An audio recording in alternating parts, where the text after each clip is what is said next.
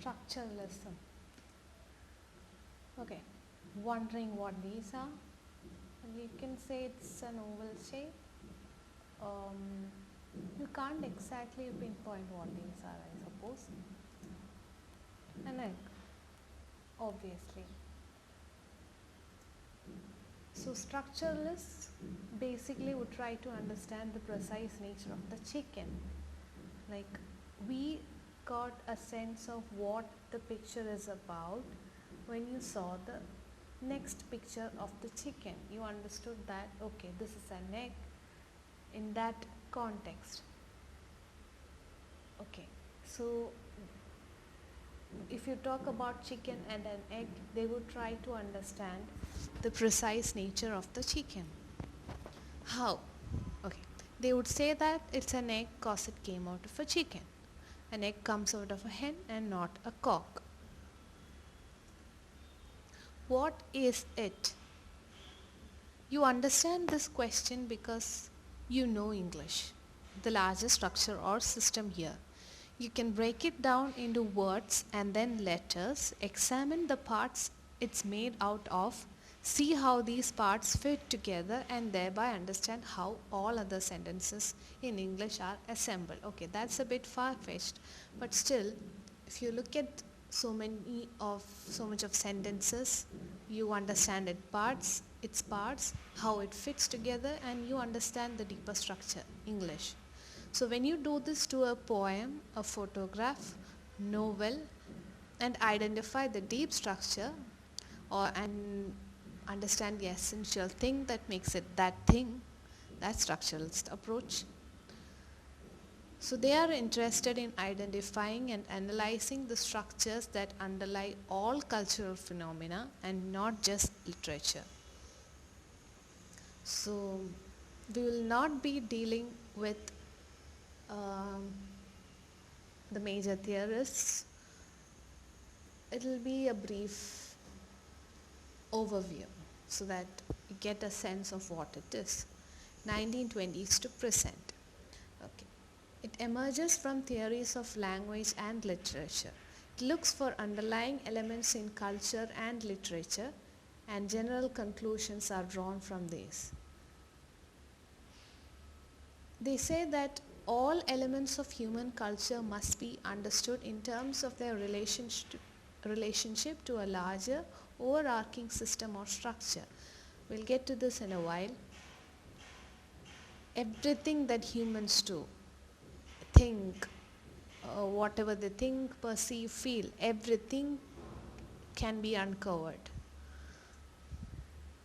So Ferdinand de Saussure came up with the idea that language is a science system made up of unchanging patterns and rules. The structuralists who were influenced by Saussure took that deep structure idea even deeper. If underlying patterns or structures govern language, doesn't that mean that underlying patterns or structures shape all human experience? Sign, signify.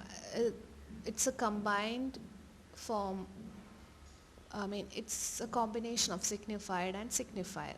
Signifier is the word. It's arbitrary. For example, if I say the word cat, this and in another language, Hindi, Billi, the word and the thing it signifies, or the thing that comes to your mind when I say cat, it doesn't have a direct relationship, it's arbitrary. There are words, onomatopoeic words like crow. It has some sort of relationship with the thing that it signifies. Okay. Signified, when I say the word cat, whatever comes, that concept, that word brings to mind, that is the signified. So sign, it's a combination between the two.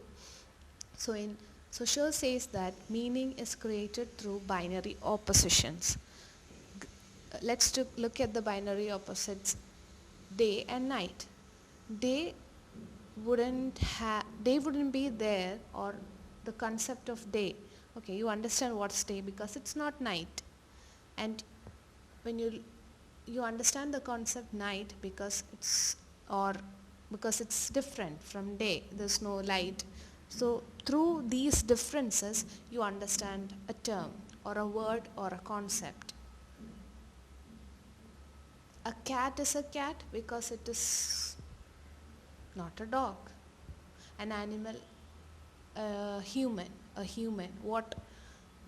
When you go deep into a word, when you look at what makes a human human, it becomes problematic because but when you look at these as a binary opposite, or what makes a human, or what is different in human than animals, you understand the term human.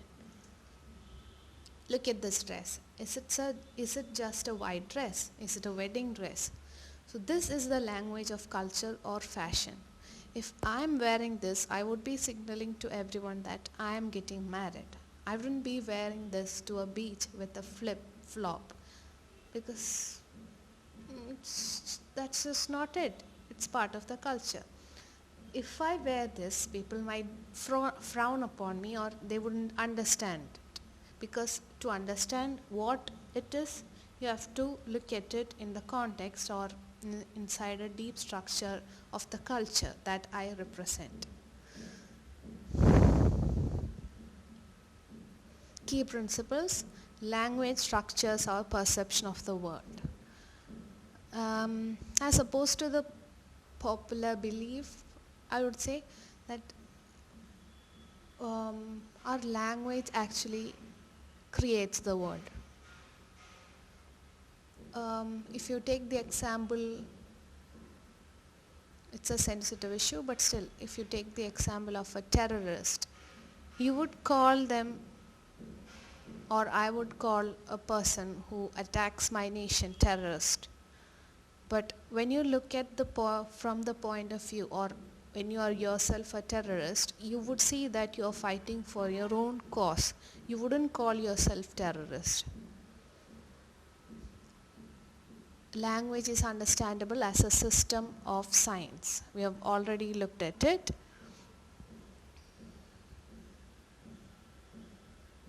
Signs are understandable synchronically. You can understand a work or a novel or a word at a certain moment of time, at a certain point in time. If you look at the word cat, okay, you understand what cat it is. If you want to look at the work Huckleberry Finn, you can understand. You can read it, you can understand it. Now, signs are understandable diachronically also. When you look at the word, you can understand it, how it has come into being.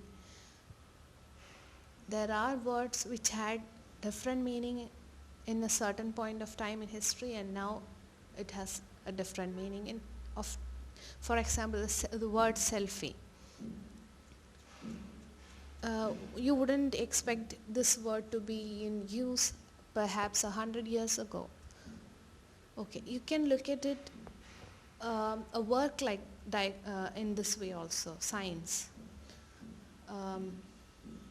Huckleberry Finn, at a certain point of time, it was considered racist, and before that it was banned because of the relationship portrayed between a black slave and a white person.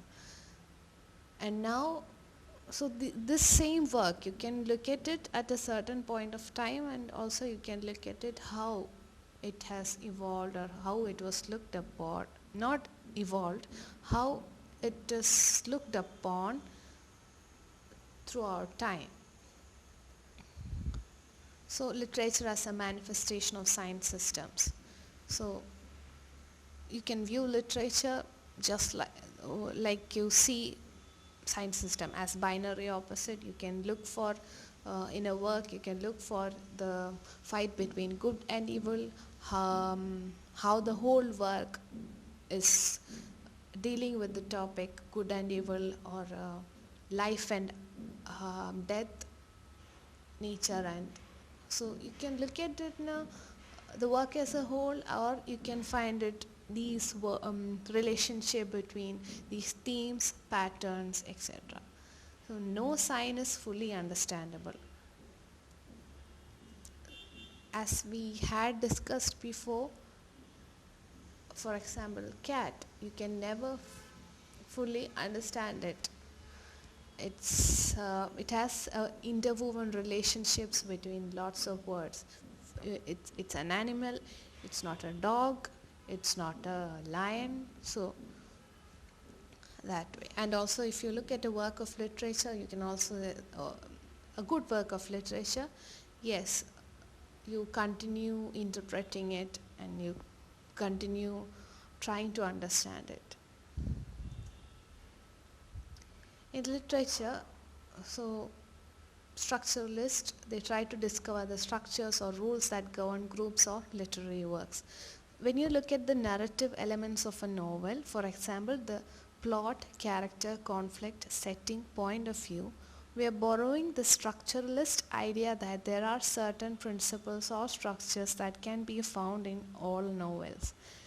The same goes for other types of literature. When we are talking about epic poetry or tragic drama or postmodern literature, we are assuming that there are certain structures that these texts have in common with one another. Some Lycidas would be considered elegiac poetry. It wouldn't be considered a sonnet because it has certain structures that makes it an elegy. Peirce and Saussure. Saussure we have already discussed. We'll be coming to that. Okay, Peirce. For analyzing the sign system, iconic signs in which the signifier resembles the thing signified, indexes in which the signifier is a reliable indicator of the presence of a signified, true symbols in which the signifier's relation to the thing signified is completely arbitrary and conventional. The word, conventional, the word, it's a true symbol. Peirce says that language is one of many sign systems. So sure, language system is the sign system par excellence. So how would you look at the text in a structuralist approach? These questions, you can ask these questions and try to figure it out. What patterns exist within the text that make it a part of other works like it? Or what difference does it have? What patterns exist within the text that make it a product? Can we connect patterns and elements within the text to other texts from other cultures to map similarities that tell us more about the human experience? What codes or rules of interpretation must be internalized to make sense of the text? A sonnet, for example, you would have to understand what a sonnet is and then look into that. Important works. Saussure, Course in General Linguistics. Strauss, The Structural Study of Myth. Fry, Anatomy of Criticism. I'm sorry. Okay, Chomsky, Syntactic Structures. Barth, Critical Essays. Ego, The Role of the Reader. Well,